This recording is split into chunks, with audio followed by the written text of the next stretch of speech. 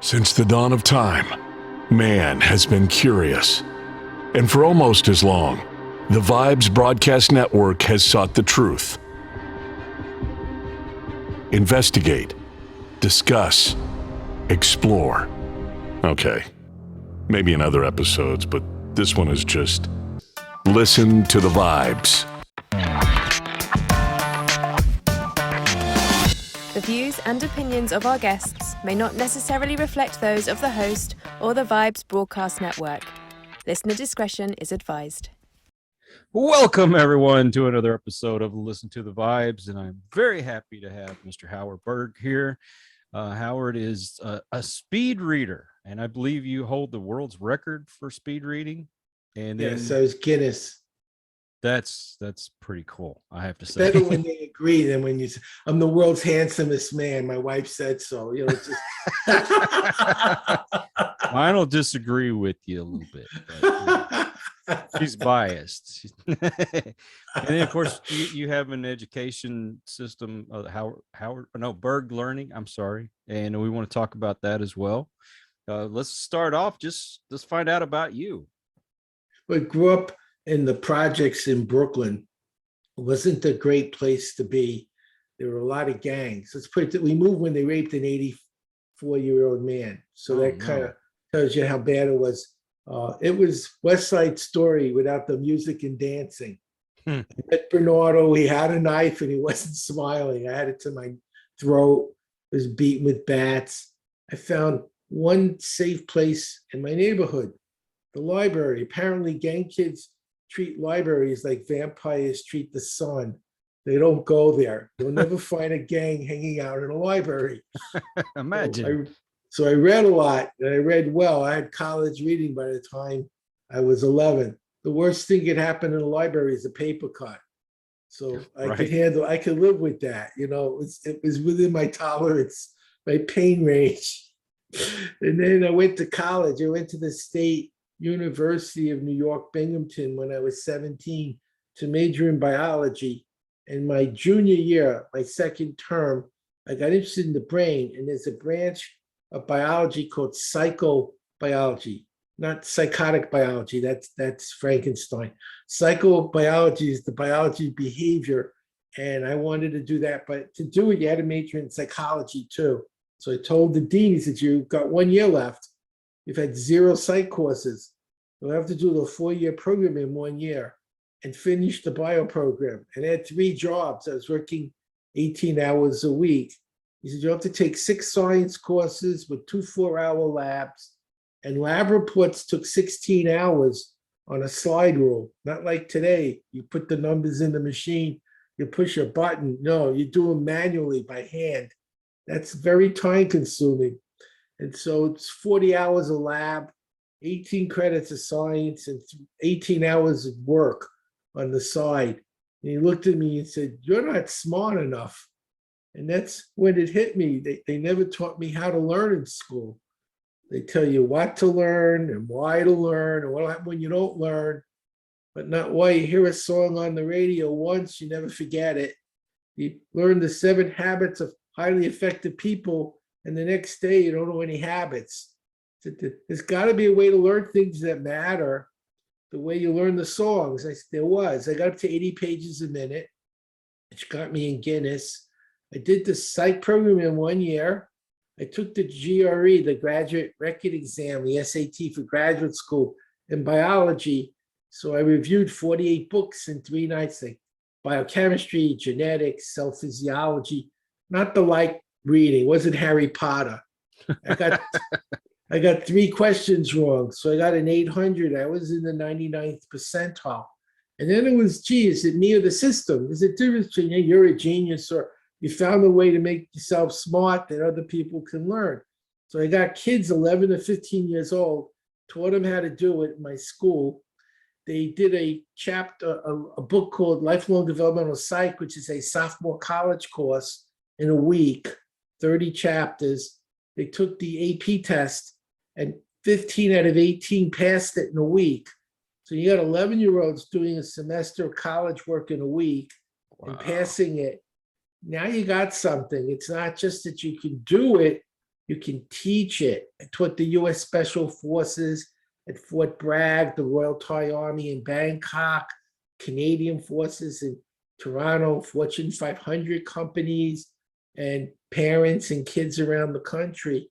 And it's exciting. I'm doing something to help people, and I'm having a lot of fun doing it.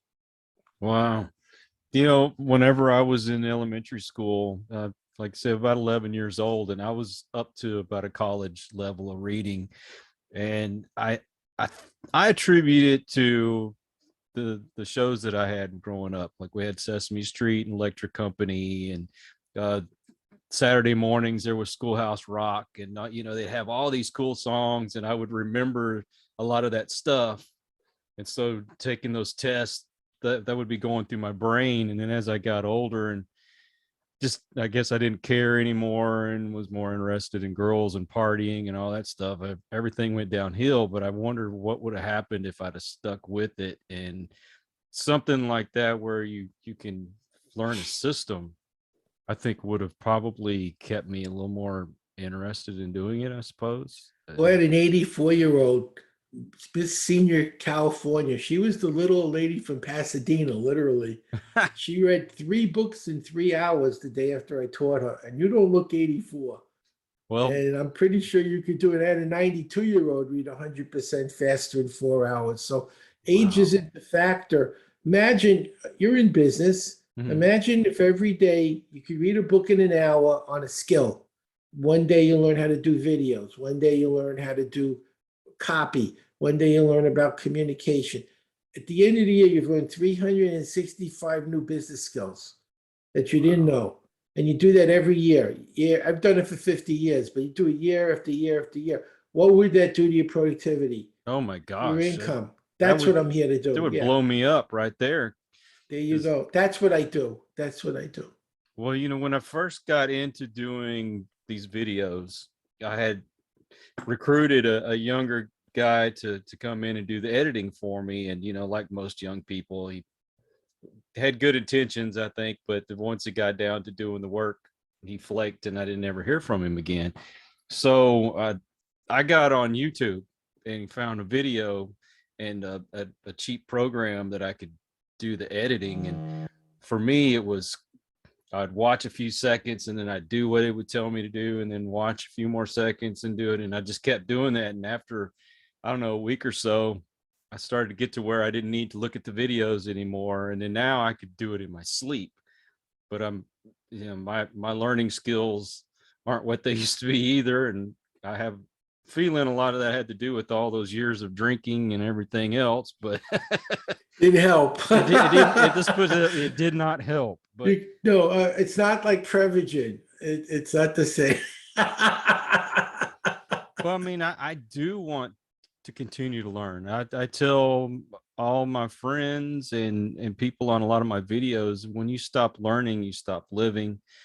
You've got to continue to learn. Don't be so stubborn and think, oh, well, I know enough. No, you never. It's always changing.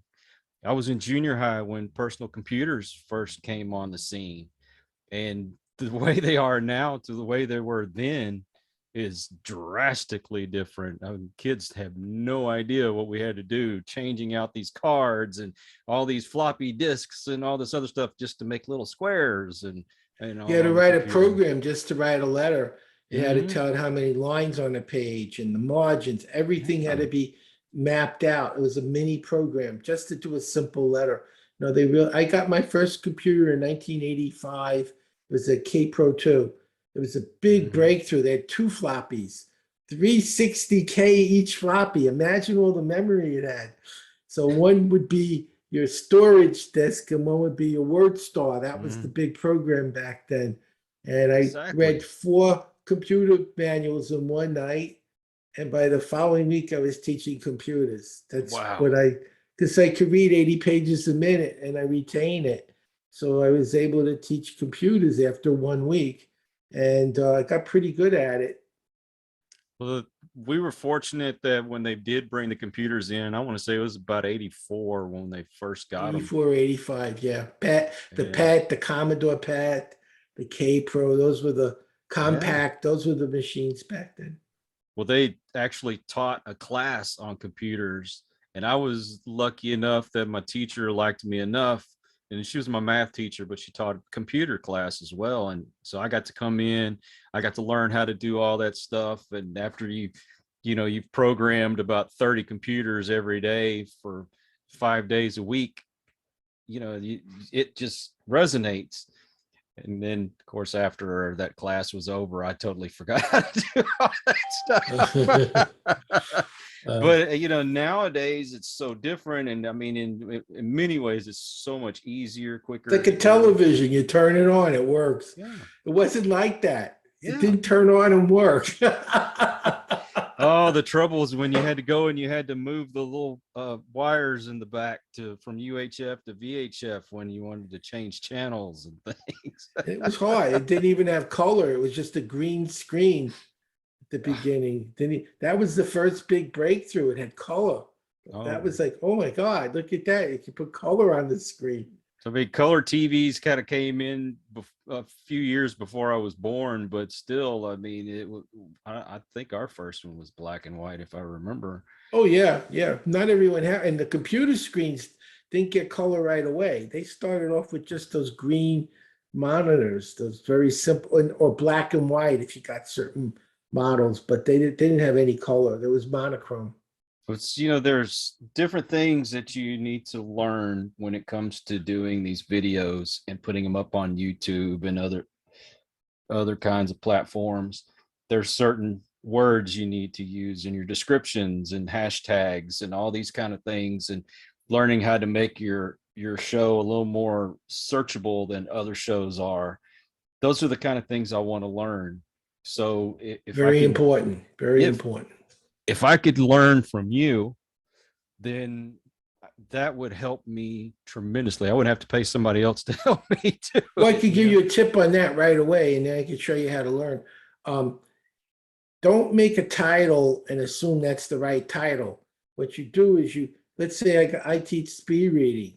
So I would Google speed reading, and I would see not just what came up, but what the long tail searches are. On the bottom of the search, it shows how to read fast, speed reading course, speed reading technique, speed reading method. These are different things people are using to look up speed reading.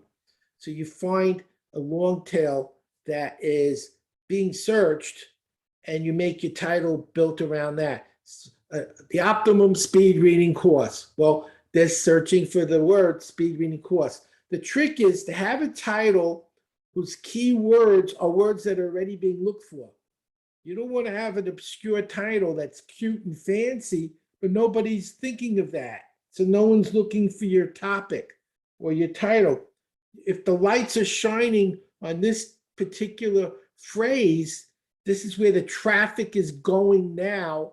By putting that in your title and then have it in the opening sentence of your first paragraph and in the closing sentence of your last paragraph, and 3 or 4 times in the middle. If you overdo it, it knows it. It could see, speed reading course. This is the best speed reading course you ever got. I like speed reading courses because speed reading is such a great way to learn from a course. If you're doing that, it's going to see that. But if you have it in the title, opening, closing sentence, and in between, and then you can use some of the other search terms that it's looking for in the middle. So it's rich in content to the algorithm. The algorithm is looking for content-specific words that relate to what people are looking for. And if your document is rich in those words, those terms, it's going to see that. It's going to say, this has a tremendous amount of value because it's using terms everyone is looking for information on. That immediately gets you more eyes on what you're doing. And the hard thing is there are titles that would have a lot of eyes, but they're already being used by companies that are around 20, 30 years, and they've got so much history that you'll never replace them. They've already grandfathered in millions of views. You're never going to catch up. So if you're trying to compete on that term, it's never going to happen. You're not going to be Amazon too. It doesn't work like that. I will be one day. Maybe. But those search terms on the bottom, those long tails, they're not as locked up, but they're still content rich. And that's how you build your course titles. That's how you build your book titles, your product titles. You're using words people already want to know about. So you're not trying to hope someone's going to find this. They're going to have to find it because you're already giving them what they're looking for. That's the secret. A lot of people make these cutesy, fancy, beautiful titles that have no significance to anyone but them. And they can't understand why nobody's buying their stuff. Nobody knows it exists because the title doesn't get any traffic. So the whole thing in selling online is traffic, and traffic goes where the people are looking. And where the people are looking, they're looking for something, and that's what you want to have, what they're looking for in the titles and in the content. And now you'll get good traffic. So if I get on Google and I put in say like speed reading, and then if I go kind of down to the bottom where I don't know, about very bottom of the search. Very bottom of the search. There'll be a list of topics that they're called long tail: speed reading course, speed reading book, speed reading technique, the best speed reading method. There'll be a bunch of them. And by the way, if you click on one of those, it'll give you another list and another list and another list. And then when you're writing your blog or doing your videos, you use different one of those in each one. So over time, so you have 100 videos or 100 blogs, they're filthy rich with these search terms that everybody looking for speed reading, not speed reading, but speed reading course, speed reading book, speed reading technique, speed reading method. Those are all being used, and not in one way. They're spread through dozens of different content-rich articles and videos. Suddenly, you've got a very valuable site to Google because you're showing the terms it's looking for in spades. So would I just kind of tweak it a little bit when I make my own titles and stuff? I would actually use the long tail the way it is: speed reading method, speed reading technique, speed reading system. That's what I would use. You would make sure that it doesn't. No, that's what they're looking for. Right. You can add on to it the best speed reading technique ever created. You could do that, but it said speed reading technique. That's the key. Wow. Best speed reading method ever built. It's still speed reading method. Those words, that grouping has to be there exactly the way it is. You can put things around it. You can surround it with other things. So it's not speed reading technique. That's not a title. But the ultimate speed reading technique, the best speed reading method ever created. So you still got speed reading method in the title, and that's what it's looking for. And you want to learn the best speed reading technique ever developed, you've come to the right place. That's your opening sentence. Now you know the best speed reading technique that's ever been made. That's in your closing sentence. So it's seeing in very critical areas of your document that important search term is popping up, and then related search terms throughout the rest of the document, so they know you're not using that one term over and over and over again to build up your search, and that's going to get you a lot more views. Somebody told me not to use it like more than 3 times when you're doing your description and title, that kind of thing. Yeah, you want to be careful. It's not stupid. It knows when you're trying to game the system. But if you do it the way I'm showing you in the title, the opening and closing sentence, maybe 2 or 3, it depends on the length. If you've got pages and pages, you can use it many times. If you're doing 4 paragraphs, you don't want every other sentence to have that term in it. It's going to show up as spamming, and you're just trying to game them. But you could use the other, one says speed reading method. And if you're looking for a speed reading technique, and this is the best speed reading course you've ever seen, so you're using other terms. You're not just using that one term, so it's not repeating over and over, but those are still content-rich search terms. Okay. when we finish up the show, is there any chance that you could send me the links like to your website and courses and things so I Yeah, can? absolutely. Send me your email. My email is howard@berglearning.com, and my website's Berg Learning. But what I wanted to really discuss today is how to learn, because I learn these things because I read a lot. You see, I have a lot of books, and I read a lot of books on marketing and selling because I'm an entrepreneur. And if you don't have customers, you don't have a business. I don't care True. how good you are or whatever if you're a doctor, you need patients. If you're a lawyer, you need clients. It doesn't mean that you're not a doctor or a lawyer, but if you don't know how to market, you won't be a very successful doctor or lawyer or whatever it is you do.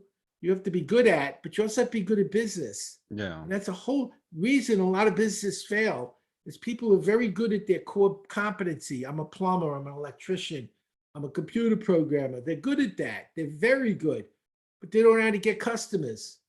And so they don't get any customers and they go out of business, even though they have a very high level of competency and probably a superior product. Nobody cares unless you make them care. And that's what marketing is about, making them aware of what you do and making them care. So how do Now, you do that? You learn, you read. That's how you get to be good at anything. You read. And that's what I'm going to talk about today. How do you read and learn faster so you can do more in your business and in your life? I do have some concerns because I do love to read. I get a book and then sometimes it'll take me a month to read it. And even still, and this is why it takes me so long. It's hard for me to retain a lot of the things that I read. So I'll have to read the same page over sometimes 2 or 3 times, if not more, to kind of get the context of what's going on. I love biographies, that kind of stuff, and I've loved to keep that information in my brain. But I've had a book that I've just read, and I'll be lucky if I remember a quarter of what I read. Let me So, fix it. yes, please, please, please. So I'm going to give you several solutions. There isn't any one solution. I mean, it's a funny story. I was with Dan Kennedy. He's a good friend of mine. He's a good marketing teacher. And he was talking about a chiropractor who flipped his company every year for $1 million. So someone said, how do you do that? Well, you get 100 new customers every month. At the end of the year, you could sell your business for $1 million. So, but what's the one thing I can do to get 100 customers every month? He said, I don't know. I know 100 things you can do to get one new customer every month. So there's no easy way to learn memory either, but I'll show you a few things. One, I'm going to show you how to take notes and what to take notes on, and then how to remember. That should help a lot with what you're asking me for. First, there's only 5 things you need to learn. And that's one of the big challenges for people is I don't know what I'm looking for, and I don't know how to find it. The 5 things you want to learn are: 1, vocabulary. 80 to 85% of a new topic is learning the words. 2, names. Who's in this and what did they do? 3, any number, date, statistical formula, what it is and how to use it. 4, the major ideas, the 5 takeaways in every heading and subheading. So most nonfiction books, they're divided into groupings of topics. In each of those areas, find the 5 big ideas, the main things they're covering in that section. And 5, questions and answers. And here's a little enrichment. If you're in a textbook, typically questions are at the end. So you go through 40, 50 pages, you get to the end, there's 20, 30 questions. You don't know any answers, you got to go look for them. That's the wrong way to do it. Read the questions first. Now you know what you need to look for before you even begin reading. And when you're reading, that's one of the 30 things they want me to know when I'm done. How do you know what's important? They wrote a book. They know more than you. They're telling you, this is what I wanted you to know when you're done. So isn't it better to know that before you start so you don't have to go back and find it afterwards? If you know ahead of time what you're looking for, you're going to know when you found it. So that's step 1. Step 2, how do you take notes? Most people just write down what they're learning.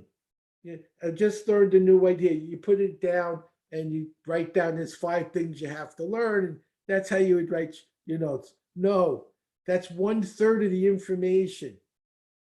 Take a word processor and set up a table with 3 columns. The first column is the word. The second column is the definition. The first column is the name. The second column is what they did. The first column is the number, date, statistical formula. The second column is what it means and how you use it. The first column is a keyword trigger point. The second column is one of the 5 major concepts. The first column is the question. The second column is the answer. That'll give you the data you need to learn. Now, another thing you can do in the second column is insights and significance, related information, other things you know about it, things you heard somewhere else. Or here's another thing I'll do in the second column.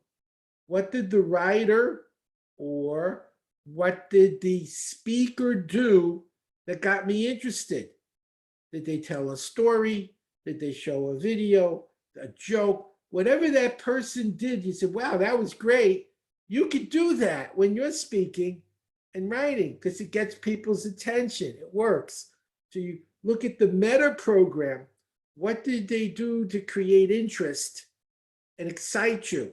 Whatever it is they did, you can use, and you will use when you're writing or speaking. In the third column, and this is a big one, how will you use what you just learned? And that's where the learning happens. So I'm at a seminar, and I just heard a fantastic marketing strategy, and I write in the third column how I will use that strategy in my business to double my sales. And now when I go home, I look at the things I said I was going to use, and I use one every day or 2 or 3. And when I'm using them and I'm seeing the results, I just doubled my income. I don't have to study it. It doubled my income. I'm never going to forget that because I looked at how much it affected my life. It had a big impact. So I'm going to know that really, really well in the future because it worked. So it's that third column, how will I use this, where you actually lock the information in, as you said, by doing, not by reading, by doing. So you have 3 columns, and the first one is the data. The second column is that, as I mentioned, for each of the 5 things or the meta program. And the third column, how you use it. So that should help you to learn more. Now I'm going to give you one more technique for memory. There's many, but I'm going to have you and our audience memorize 10 things. Okay. Super fast, backwards and forwards, but you won't know how. So when I give you the original data, you'll not succeed. Then I'll teach you how. And not only will you succeed, but backwards and forwards effortlessly. Are you ready? I'm ready. You want to remember pole, shoes, tricycle, car, glove, gun, dice, skate, cat, bowling pins. I'm willing to bet, Carl, you and our audience do not know all 10, maybe some, but not all 10 effortlessly in any order, out of order, sequence. No, I can teach you in 3 minutes, not only to remember it, but in any sequence, effortlessly. Okay. How do we do that? First, you only remember 10% of what you read, 90% of what you say and do. This isn't a drill. This is a tool. You'll want to learn it. So when I say and do that to lock it in. That's for our audience too. Okay. Secondly, the Greeks thousands of years ago discovered a shortcut for learning a list. Take a list you know, it's hanging in your brain, and attach the new list to the old list. It takes less time. I'm going to bet you and our audience can count to 10. I feel very confident that I'm right. Last I checked. Last we checked. I'm going to bet these 10 numbers will lock in those 10 things because you have 10 things and 10 numbers. Are you ready? I'm ready. Number 1 looks like a pole, like a flagpole. Okay. When I say 1, you say pole. 1. Pole. And remember, those watching, you won't learn by watching. You'll learn by saying and doing. Okay. 2 is shoes. You wear 2 shoes. What's 2? Shoes. What's 1? Pole. 3 is a tricycle. 3 wheels. What's 3? Tricycle. 2. Shoes. 1. Pole. It's getting easier. Your brain's learning. 4 is a car. 4 tires on a car. What's 4? Car. 2. Is shoes. 1. Pole. 3, Tricycle. jumping on purpose. You're learning to associate. 5 is a glove. How many fingers are in a glove? 5. What's 5? Glove. 3. Tricycle. What's 1? Pole. 6 gun. You're in Texas. They love guns in Texas. Cowboys. I have mine. Here you go. What's 6? Gun. What's 4? 4 was the oh my gosh, I forgot. 4 tires. 4 tires of car. My bad. That's how you learn. You rehearse. 2 is 2 2 is the shoes. there you go. 7's lucky in dice. 7's lucky in dice. 7 dice. What's 7? Dice. 5, giving you a clue. Glove. 3, Tricycle. 1. Pole. You're almost done. Rhymes work. Say 8 skate. 8 skate. What's 8? Skate. 6. What did they love in Texas? Guns. 4, 4 is a car. 2. 2 is the shoes. 9 is a cat. 9 lives. What's 9? Cat. 7's lucky in which game? Dice. 5, Glove. 3, 3 is tricycle. 1. Pole. 10 bowling pins in a lane. 10 bowling pins. What's 10? Bowling pins. Let's do the list. 1, 1 is pole. 2, Shoes. 3, Tricycle. 4, Car. 5, Glove. 6, Texas. Gun. 7's lucky in. Dice. 8 rhymes with. Skate. 9 is a. Cat.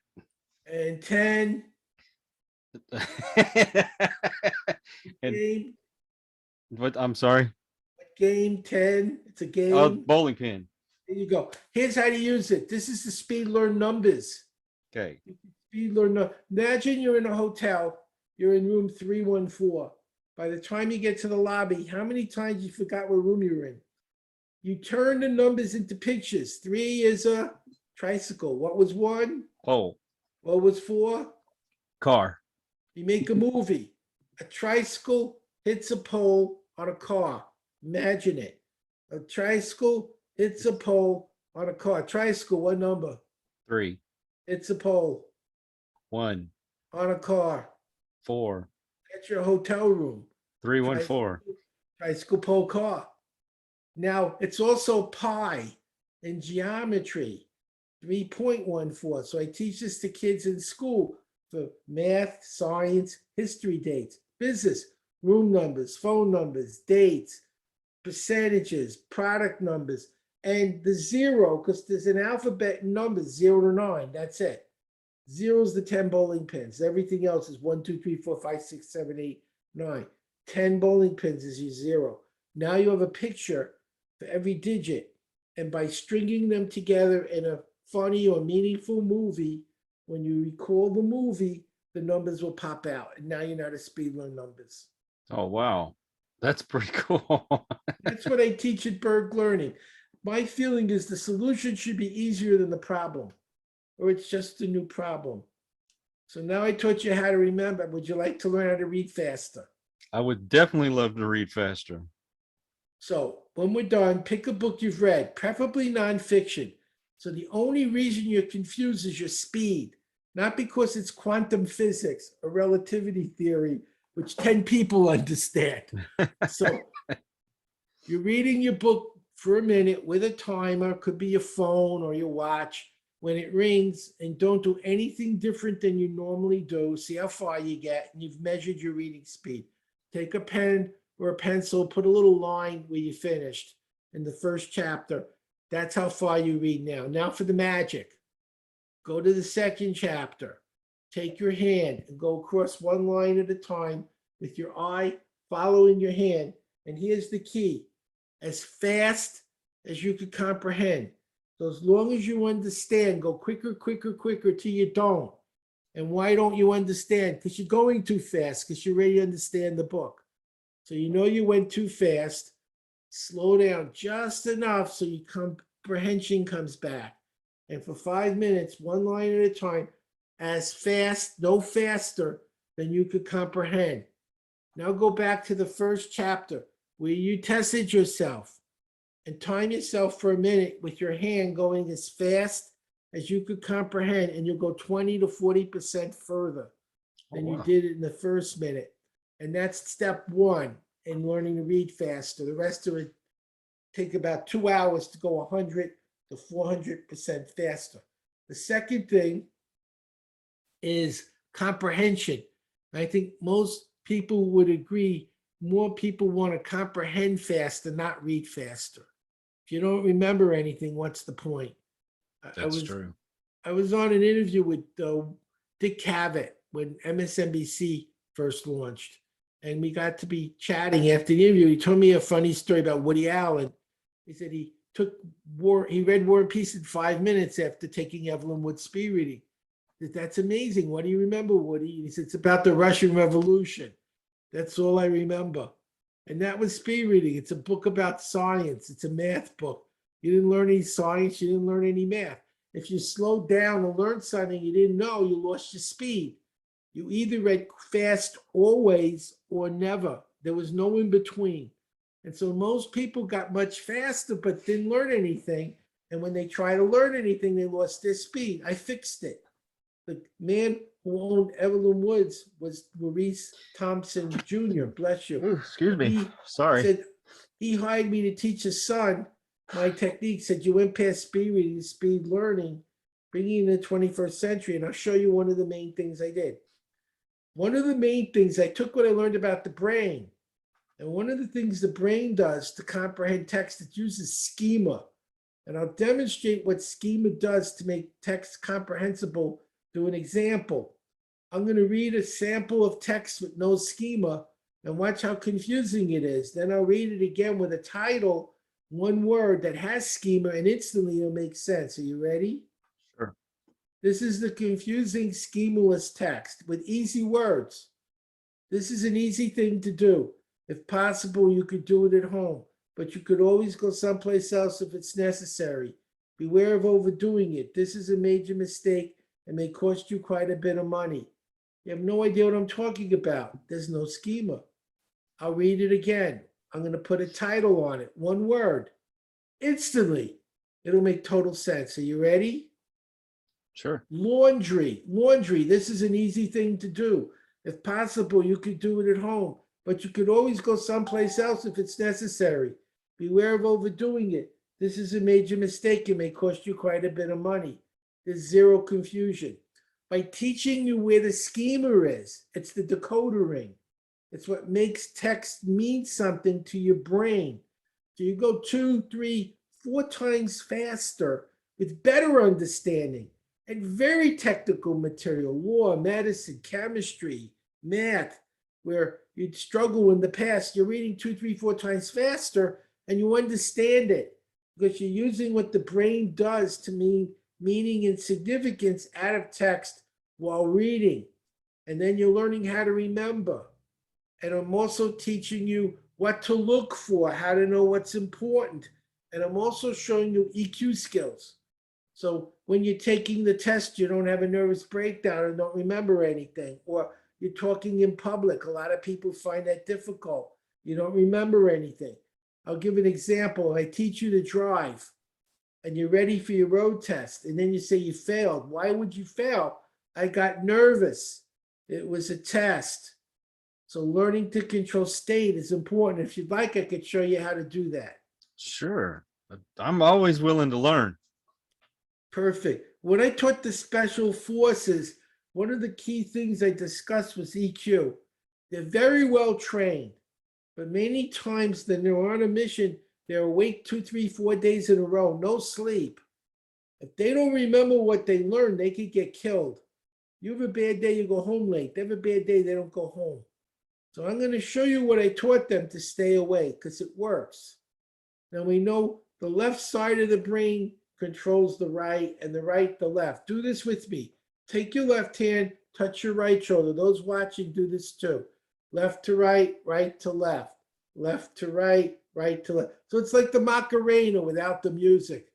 Now we're going to do another thing. Now, ideally, we should stand, but we're probably both wearing sweatpants, so we won't do that right now. But later, when you're not in front of your computer, stand. We'll touch our left hand or right knee sitting for now, but standing is a little better. Left to right, right to left, left to right. Touch your knees, left to right, right to left. If you're standing, the knee moves. So both sides of your brain are doing something. Okay. Now, you grab your thumb in your hand like I am, and you say this like you mean it. I feel great. I feel great. Yes. Yes. If you go, I feel great. That's how you're going to feel later. You want to feel great. I feel great. Yes, like you mean it. So we're going to do 3 sets of these at my speed, starting with shoulder taps. Ready? 1, 2, 3, 4, 5, 6 knee taps. 1, 2, 3, 4, 5, 6. How do you feel? I feel great. Hey, yes. A little faster this time. Ready? 1, 2, 3, 4, 5, 6. 1, 2, 3, 4, 5, 6. How do you feel? I feel great. Great. Yes. As fast as you can. And when you're standing later, don't be near a table so you don't bang your knees. Ready? Right. 1, 2, 3, 4, 5, 6. 1, 2, 3, 4, 5, 6. How do you feel? I feel great. Great. Yes. Now, you know what happens when you do this 3 times? Nothing. Now, you probably would like something. Let me tell you how it works. Remember Pavlov? He rang a bell. He fed a dog. He rang a bell. He fed a dog. He rang a bell. I'm the Rotary president. That's our Rotary bell. He rang a bell. The dog drooled. You don't want to drool. You do want to feel great. The latest studies show habits take 90 days, not 30 days. So every day, slow, medium, fast, every time I feel great. Yes, that's your bell. You don't want to be in an important meeting, needing energy, or driving in traffic. Lots of traffic where you are in Austin, and start standing up and tapping your shoulders. They'll throw you out of the room. Grab your thumb and you say, I feel great, yes, to yourself. That's your bell. And your brain remembers every time you did it for 90 days, because 90 days is how long habits actually take to form. It remembers, and you wake up. And so you can learn different states. Wake up, relax, focus, concentrate. You can trigger that state when you need it. And that's what I'm teaching in the program. So you're learning to read faster. You're learning what to look for. You're learning how to remember. You're learning how to be in the right state of mind to do it successfully. You're learning what not to learn. How many times have you learned and nothing you learned was on a test or asked at the meeting? It was all the wrong material. So how do you know what the right material should be? And when you're doing that, suddenly you're reading 2, 3, 4 times faster and actually learning, retaining it when you need to use it. You can use it. You didn't forget it. I learned this 10 weeks ago. I don't remember it anymore. Now you will. And that's what I'm doing. That's why it's so different. It's a Swiss Army knife. It's not speed reading. It's learning. The blade for reading is the big blade.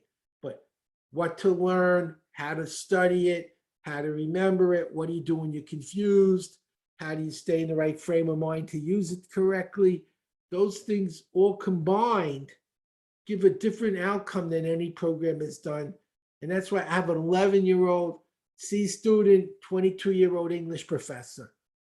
UTA, one of my students graduated UTA, University of Texas Arlington, 16, 4.0, economics degree, master's in math at OU, went at 18 for master's degree, graduated 19, 397 GPA. Well, the Another only thing one to is top- in Oklahoma, you only have to learn to count up to 3. So that doesn't Well, count. not in a math major, not when you're getting a master's degree. It's a little more, the master's. We don't in- like Oklahoma. You can't say that word in here. Well, you know what I'm saying.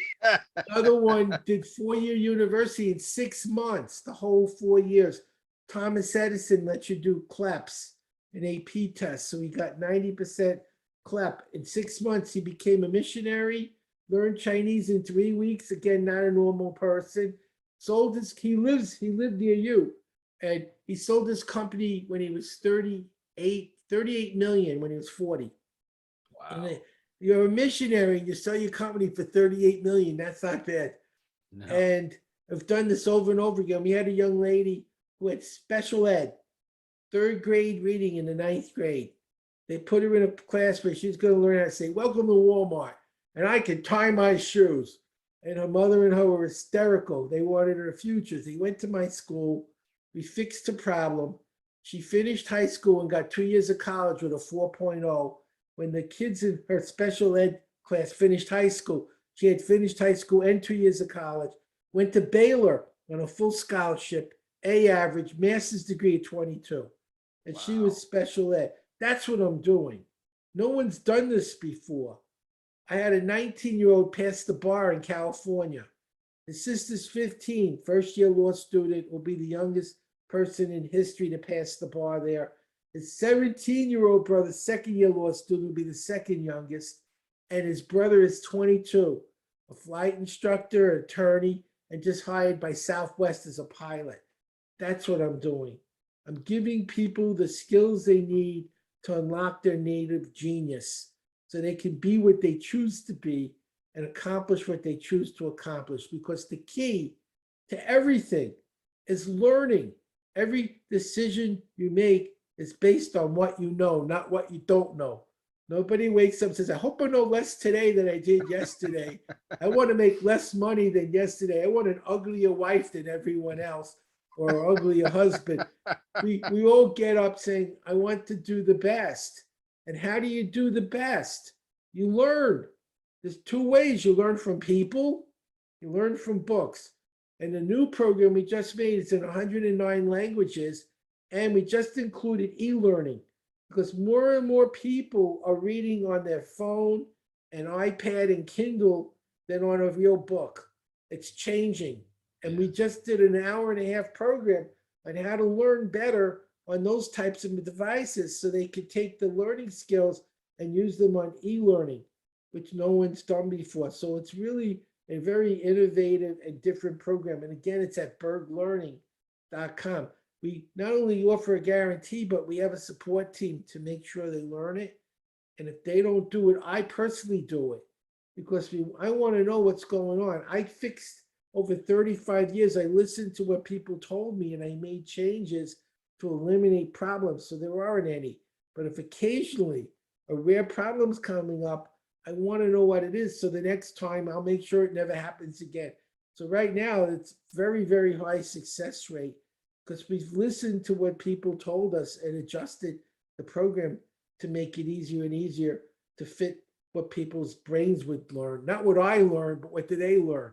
Because it doesn't matter what I think. It matters what the people taking the program think. That's what it's really about. Yeah. Well, somebody like me, not only do I want to learn more about how to do all these search engine stuff and, what have you about the podcast. I've always wanted to learn German, and I know a little bit of Spanish, but I want to learn more Spanish because let's face it, there's quite a few people around here that's all they speak is Spanish. Yes. I'd love to be able to communicate, and I would be very, very interested in This will help taking you a do course that. like that. I talk about how to learn languages in the program. There's a module on that specifically and how to learn words in foreign languages super fast and more efficiently. So yeah, I do cover that. And of course, there's a good online program that you can get the information from. Babbel is very good. And so they have a sale every once in a while. You get a lifetime of unlimited use on all the languages for like $200 for like forever. Really? I don't know. It's you might find on some of these holidays when they have specials. It's not every day, but I bought mine at that time. But I have a funny language story if you want one. Sure. I took my wife to Paris and I learned French in college, and we had to take a bus from the airport to the downtown, and it was spelled Roissy, and I didn't know where the bus was. It's a big airport. So I went to the help desk and went, Où est le Rosie bus? Où is, where is the Rosie bus? And she's hysterical laughing at me, crying. D, tell the whole airport, Où est le Rosie bus? People fell on the floor, hysterical laughing at me. So she says, do you want the Rosie bus or the Rossi bus? I said, well, what's the difference?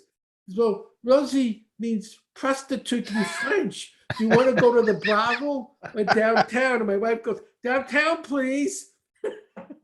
Oh, no. There's actually a corollary. Shakespeare got it wrong. A rose by any other name does not smell as sweet if you're in Paris. And we were on the Champs-Élysées at a bistro, and they had a portrait of a Rosie. It was a whore. My wife said, "Look, that's a Rosie. That's what the Rosie is. That's not a." So I did learn the language, but I didn't quite get all of it. You still know more than I do, so. Well, I know how to get to the brothel now if I want to. Don't think your wife would appreciate it I very don't much. think, and I'm 72. I'm not really that interested. So I got other priorities on my dad's card at this point. Now, I do have a couple of serious questions for you. Sure. One being, say someone who's autistic. Okay. That, you know how a lot of autistic people that, you know, they get out of a certain pattern, they kind of lose it. And does your course help people with that Depends problem? on the autism. It's not one disease. Right. I know there's There's a different versions range. of it. Look, Elon Musk has autism. Yeah. He did okay.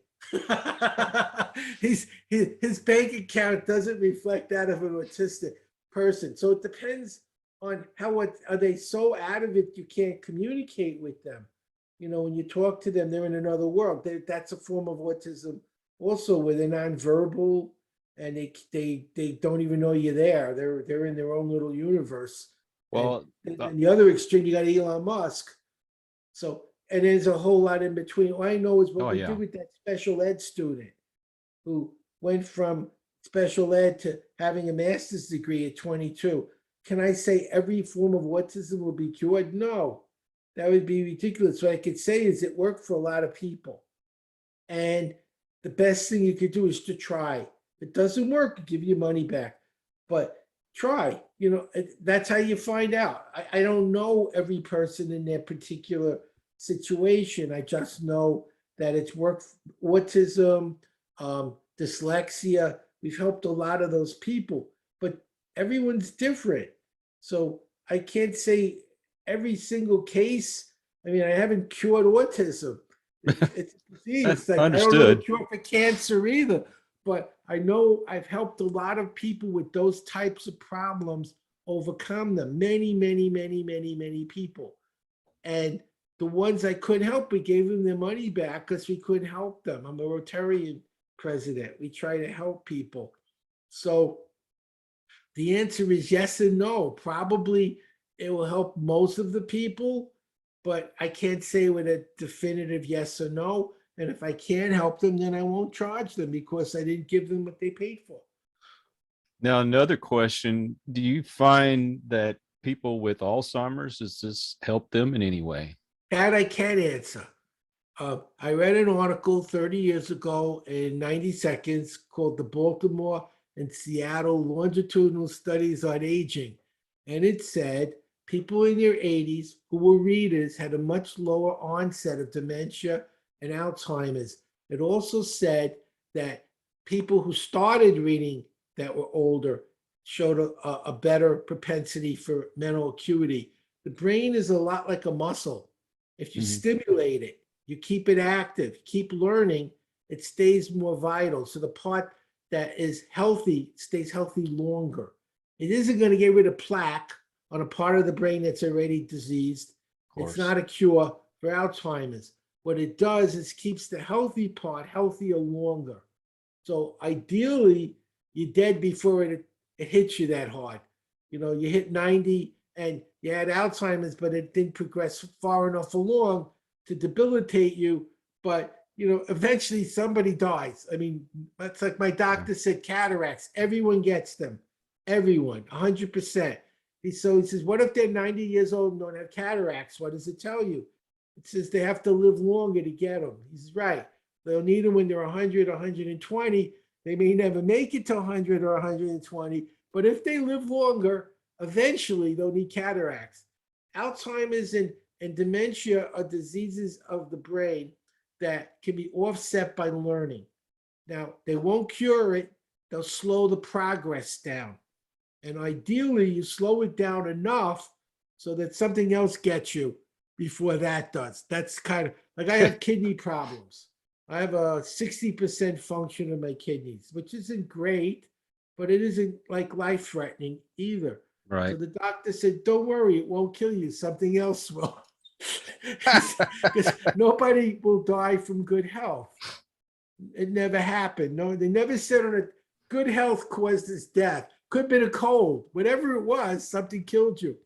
So if you live long enough, something will go wrong. But the nice thing is it will slow down the rate at which you develop those diseases, and ideally slow it down enough that you never have to deal with it on a major level.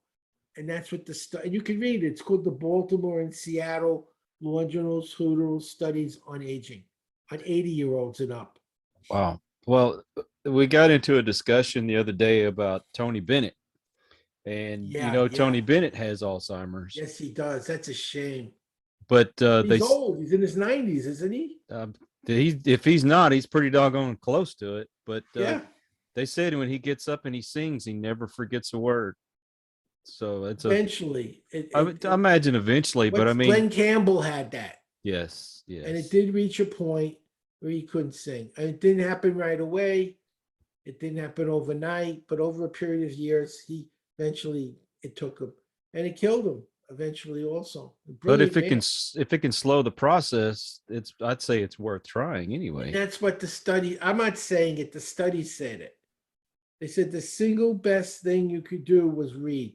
The second best thing was card playing, but not regular cards. The cards like Pinochle or Bridge, because there's a lot of memorization involved in those games. You have to know what your other opponent's cards are. If you're really good at it, you know every card they have, and that keeps your brain sharp. But of the two, they said reading was the better of the two. Of course, do both even better. What you don't want to do is sit on your ass and watch television and hope you're going to stay brilliant. Well, you could see I'm 72. I don't think you think I'm mentally feeble in any way. I'm writing, I'm speaking, I'm working out. I swim a half a mile 3 times a week. I lift weights. I do yoga. I bike. And also I read and I write and I learn. I keep my brain doing something every single day. I'm challenging myself with something that's complicated and difficult. So it's like lifting a heavy weight. I don't do it 24 hours a day, but every day there's a period where I'll look at something like quantum physics or relativity or an advanced marketing strategy or a new language, something I don't know that really takes a lot of thinking to succeed at. And what is it doing? It's stimulating my neural pathways to stay healthy and young. And that's what you need to do. And start young. That's why I can swim a half a mile now. I swam all my life. I didn't start swimming when I was 70. I've been swimming for 50 years. I developed arthritis in my shoulders, so I can't go a mile anymore. I can, but then I hurt more the next day. So the benefit is offset by the increased pain. So I found the midpoint was a half a mile. It's a little stiff, but less stiff than if I didn't do it. So I've improved my range of motion at a half mile, whereas I damaged it at a mile. So although I could swim the mile, I'm doing more harm than good. So you have to getting older, you have to make some compensations for things that happen to your body. You're not 20 years old anymore. And I'm sure you've noticed things change over time. And it's okay. You just have to be smart enough to learn how to adapt and maximize what you can do at every stage in your life. Unfortunately for me, everything started going downhill at 36.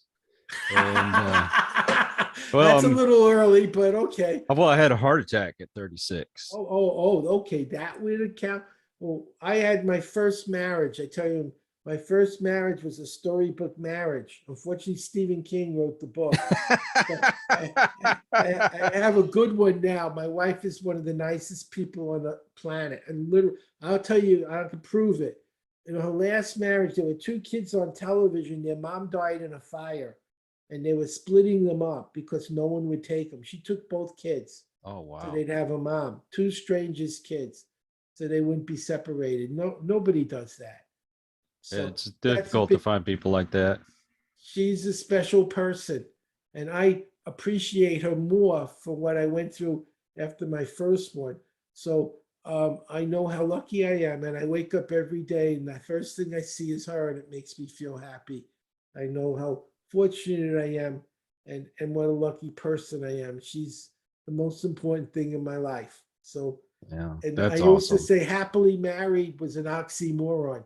You could be happy or married, but at the same time, not It's a different world, isn't it? a different world. If you have the right one, it's the best thing that ever happened to you. And if you have the wrong one, it's a living hell. And you can't stop thinking, what am I doing wrong? You're being you, but you aren't the right person for them, and they aren't the right person for you. And you're both trying to accommodate the other person and miserable doing it. You're doing things you absolutely detest because they want you to do it, and they're if they're nice, they'll do things they detest, but they're not happy. But when you're with someone who's on the same path as you, loves the things you love, does the things you do, you don't ask them to do it; they want to do it because that's what they Yep. love. It's such a difference in your life, and I know how lucky I am, and I consider that even better than getting in Guinness because that was what made my life what it is. I give her all the credit for being Wow. who she is. I love that. I always said that I wanted a marriage like my grandparents had, that they stuck it out through thick and thin. My grandpa he got in an accident back in 65 at the Exxon plant that he worked at, and he was paralyzed from the waist down. Well, life was Wow, definitely different after that, because I me, bet. you talk about a guy who had been in World War II and done all these things, and then all of a sudden his life just changed overnight. And granted, he taught himself to walk again, but he always stumbled when he walked. But I mean, the catheter, the whole 9 yards. I don't mean to get graphic, but I mean, No, no. And it's that hard on the was, partner, it's hard on your life partner. And that's when you know you got a good one.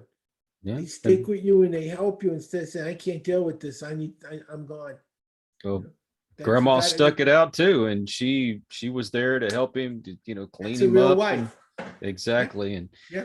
And now, I mean, those littlest things seem to split people up, and it's awesome when you finally find that person that shares Oh, enough in unbelievable. common, which is why I'm so much happier now. My wife I have now, we do so much together, and we Exactly. have we have goals and dreams and ambitions, and it's always constantly learning too.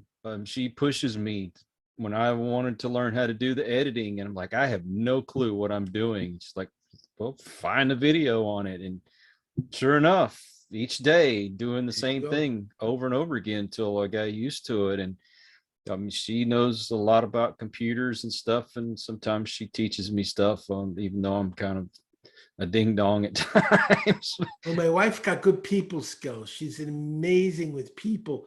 And because I grew up in such a horrible environment, I couldn't be with people.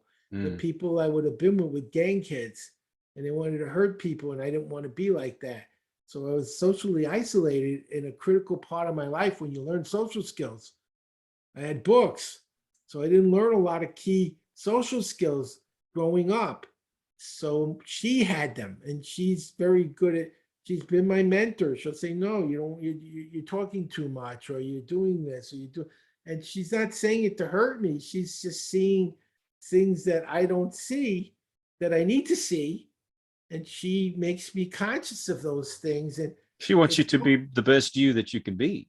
and she's not doing it to be mean. Or my other one would have done it to Exactly. be mean or selfish or condescending or cruel. She's not doing it for that reason. She's trying to help.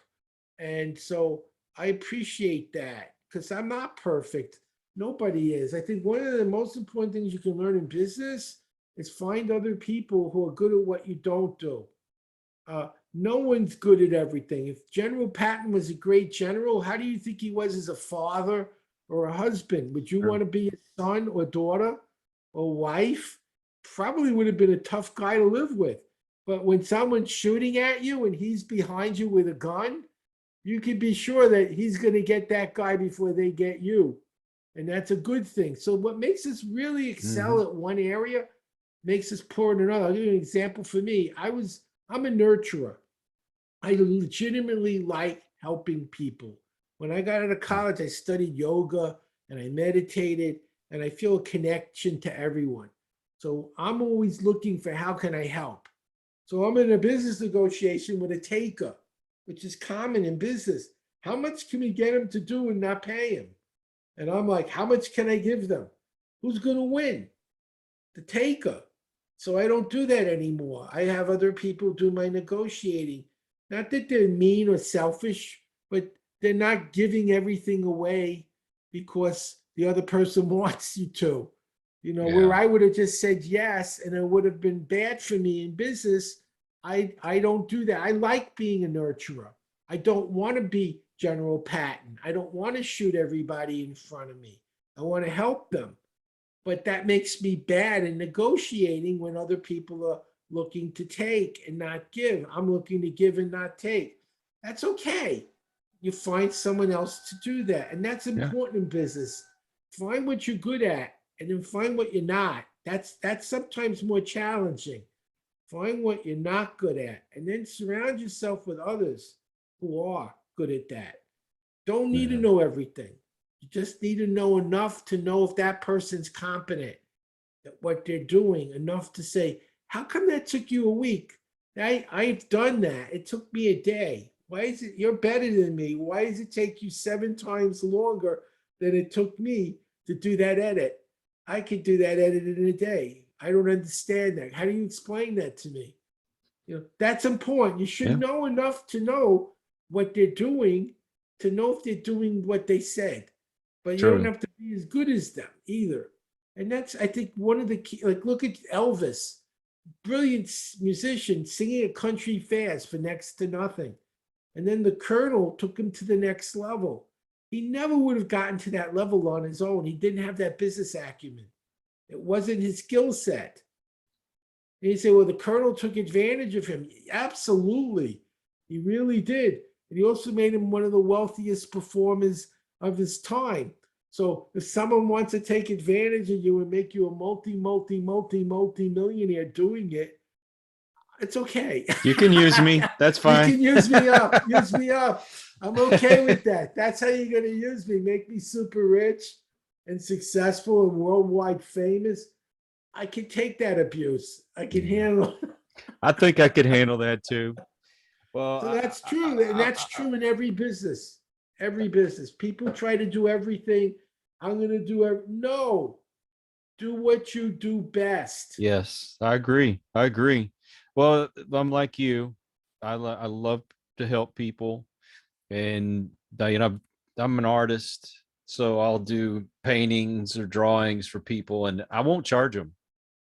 And I know it frustrates, people like my wife. It's like, yeah, why exactly. not? My wife would say the same. Why are you doing that? Yeah, but, exactly. My dad worked on air conditioners, and there was a lot of times he would do stuff for people that, maybe they're older folks, or maybe they're not as well off or something. But we try to tell them they wouldn't call you if they didn't have the money to pay you. And you can't just go in there and do it for nothing. You have to get something out of it. You know what happens when you give something for nothing? People feel they overpaid. Although I am going to give you my program. I gave you my Howard Berg Learning. If any of you watching, I do private teaching. I also do mentoring for companies. There's a company now, it's $100 million company, wants to be $1 billion. I'm showing them how to do that with using information. There's a law firm in one of the states that have 1 million pages of medical documents for a case. And I'm going to read those pages and show them which ones they need to use. They don't need the whole 1 million pages. They need only some of them. And I could read 1 million pages and tell them which ones will actually help them in their case. Wow. If you want to learn how to learn, go to berglearning.com. We have reading, writing, memory, and math. You'll learn to read 100% to 400% faster, retain it, recall it, apply it. I wrote a book in 5 hours. It went #1 on Amazon the next day. I used what I told you about the titles to get the traffic. And that's what you need to do. You need to learn how to learn, because we live in a knowledge-based economy. Everything you do in your business is based on what you know, not on what you don't know. And if you know more, if something doesn't work, and it doesn't always work, not everything works, you know that, but you have That's other true. options. You have fallbacks, plan B, plan C, plan D. And what a smart business person realizes is most things don't work, but you keep trying till you find the one that does. And how do you find? You read more, you learn more. I could read 10 books in 3 hours. I'm not going to say that's what everyone will do, but you can read a book in an hour and really get a lot out of it that will help you build your business. And if you do that every single day, once a day, in a year, you'll have 365 new skills that you can use to make more money, which means the program will pay for itself simply by increasing your productivity and your earnings. It'll help your kids finish school so they don't live with you till they're 40, which is happening a lot. More and more kids live with their folks till they're 40 because they can't pay their loans back for school and afford to rent because rents are so high. And it helps the seniors stay mentally fit as they get older. So it's just different is that the kids are reading bio books or history books, the adults reading a spreadsheet or a marketing book, and the seniors reading Clancy. But reading is reading, memory is memory, studying is studying. What you read and learn might be different at different points in your life, but how it's done doesn't change. It's just what you use it for that's different. So we have a professional version, we have a student version, we have a kid version. It's in 109 languages. So if you don't speak English well, I bet one of those 109 languages you speak. I'm still trying to learn English myself, so it's tough. Look how many words. That way, there's several million words in English. Yeah. But I have a very good vocabulary. What have I learned is don't use it, because if nobody knows what you're saying, because you use words that no one ever heard of, it doesn't build rapport. It makes them think you're snob. That reminds me of like Dennis Miller when he used to do Monday Night Football. He would do these references that most people would sit there and go, I have no idea what the hell he's talking about. Exactly. That was his thing. And so, no, in business, one of the key things, we took schema. We actually learned 3 things today. Use words people understand and know, so they build rapport. Don't just tell people what they need to know, but how to remember it when they need to know it. Has anyone ever told you what you need to know and you didn't remember it when you needed it? Don't presume what you tell people they're going to remember. Show them how to remember it. And show them how to be in the state of mind they need to do what you told them successfully. And as you take the program and learn how to do that for you, you'll be able to apply that and how you do that with others. So each course is a different amount. Reading, writing, memory, and math. Writing is output. Reading is input. Memory is all things. Learning language isn't learning science. Learning science isn't learning a novel. Learning a novel isn't reading a history book. They're different. And you have different aptitudes. There's subjects that you just do well in. You're very smart in that, not in another. You're always going to learn faster when you know more. You don't have to learn all the words and all the names and all the numbers. It takes less time than if you have to learn all the names and all the names and all the numbers. But I'm going to show you how to learn all those things regardless. Always be quicker. Whether it's familiar or unfamiliar, you'll go quicker. You'll always go quicker in subjects you're better at. True. And subjects you know more about because there's less to learn. Well, that's just the reality. If I could say something here, if you're listening or you're watching this and you say, well, you know what, I don't have a lot of money to spend, but if somebody could tell you that your life could change in a very short amount of time just by learning, and you invest, that's what I'm saying. You have to invest, and you invest in yourself. We have a payment plan also, by the way. That's awesome. We chunked it down so people who need more time to pay can do that in a way that won't hurt their wallet. Now, for myself, when I first started doing podcasting and things, I mean, it's always a learning process. Always, always. I don't care how long you've been doing it. It's always a learning process. Things change. You go back and you listen to some of my old shows. I was terrible. Now I've improved a lot, but I've also invested into it, and it does take sacrifice. Do you want to be successful, or do you want to know what the next episode of your TV show is? That's another thing. Get away from the boob tube and invest in yourself, invest in your learning, invest in what it is that you want to do. Eventually, you'll have more time to be able to rest and keep up with these things. I mean, everything's streaming now. So stuff that I've watched when I was a little kid back in the 70s, I can stream now. Okay, so I guarantee you, whatever show you're watching, you'll be able to stream it 5-10 years from now. Put the TV away and invest in yourself, invest in whatever it is that you want to do. There's only 24 hours in a day. And Thank look at you. Bill Gates and Bill Gates, Warren Buffett, Oprah and Jack Ma read a book a day. And Elon Musk, richest man in the world now, reads 2 books a day. Do you want your bank account or their bank account? I'll take Elon's any day. And what's he do? He's practically a neighbor. 2 books a day.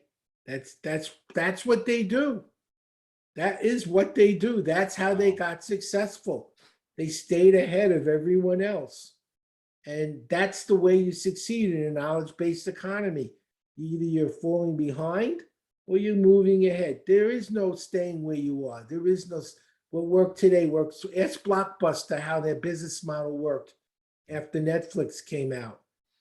I mean, look, Netflix isn't even the same anymore. No, It was what a mail-in video DVDs. service, right? And then Redbox came along and said, we don't need mail. And they were like, what are we going to do? They said, we're going to go online. Now, Blockbuster could have done that. They didn't think it was going to work. They didn't think of it. They never thought of it. They never thought of it. That's the difference between success and failure. If you have vision and you're ahead of the game, or you're wondering what happened, I'm not making a living anymore. Those are the 2 things that people are going to see happening. They're either moving forward. You cannot stay where you are and expect it to work tomorrow. It doesn't work like that. Life will pass you by. It'll pass you by so fast. You want to look at JCPenney and Sears. Do you know who's using their business model? Bezos. He took the catalog that made them rich and put it online. Amazon is an online catalog. Mm-hmm. They had the catalog. They had the infrastructure. They had the supply chain. They had the marketing skills. They never thought to put it online. They're going bankrupt. He's the 2nd richest man in the world. He did what they did online. That's it. Not genius. Smart enough to say, hey, I'll put it online, and look what happened. That's what makes you successful. Sticking with what worked. Ask JCPenney and Sears how well that's working out. Exactly. Shoot, my mom, when she was in her late 40s and went back to college and learned some skills, and ended up getting a better job, and now she's retired and enjoying a nice pension and all that. The way it starts. People think you make more money working more jobs or more hours. No, you make more money learning a new skill that pays better, and you work less hours. That's the way you get rich. You don't do more of what you're doing. You do better per hour, because there's only 24 hours in a day. That's right. And you're not going to make more money doing more hours. You're going to make more money making more in an hour than you did in all the other hours combined. That's how you make more money. Well, I'll tell you, I'm glad I met you, because I'm thinking about doing that myself, because there's a lot of things I would love to learn. Well, I'll give it to you as a gift, as a thank you. Go to Berg Learning. Go to howard@berglearning.com. Send me your email. Tell me who you are. I know who you are. And I'll send you the link. I'll set you up as a gift. And you'll experience for yourself how quickly and easily you can double your learning rate, or better, in a few hours' time, and put you on the path of success. Well, I'll tell you what, I'll one up you, and I will go through it, and I will do a review on it. That's even better. I appreciate that. So let's get you some even more business. If I can do it, I guarantee anybody else out I'm there sure can of do it. I'm very confident. You're intelligent, you're articulate, you'll have no problem at all. The biggest challenge is if someone can't read in the language. Like someone comes from another country, they want to learn speed reading instead of learning English. Well, I can't read Chinese either. So they first have to learn the language before you can speed it up. You know, that I hear and you you. can't speed read if you can't read. So if you have first grade reading skills, you're not going to get collegiate skills not by reading faster. It's like swimming in the deep end when you can't float in the shallow end. It's a bad strategy. If you can't float in the shallow water, the deep water isn't going to be a good place. I used to tell people I taught swimming, it doesn't matter how deep the water is as long as you're on top. There you go. Well, Mr. Berg, I know you have things to do today, and I really appreciate your time. And I really hope that somebody out there that's watching this or listening to it will get benefit from it. Berglearning.com. Berglearning.com. We will put those links in the description. We'll have that up in just a little while. So see, my editing skills comes in handy. But from learning. I appreciate you. Oh yeah, definitely comes from learning. And if you are new to the channel, thank you for stopping by. I hope you'll come back. We're here to try to help you in any way that we can. And for those of you that are regular to the channel, thank you for your support. By the way, we finally hit our first milestone. We're over 1,000 subscribers now, and steadily growing faster than I expected. And I appreciate that so much. So to you, sir, I appreciate you. Thank you. I hope to have you on again in the future. I'll teach you how to write a book in a day. Maybe that's my ticket to success. I could be a writer. I wrote one in 5 hours and went #1 on Amazon the next day. It's doable. Well, let's give it a shot. Okay. Thanks for having me. All right. So until the next one, everyone, please take care. God bless and peace. We hope you enjoyed this episode of Listen to the Vibes. You can catch us on Buzzsprout or wherever you listen to your favorite podcasts, and on YouTube. Follow us on Facebook at The Vibes Broadcast Network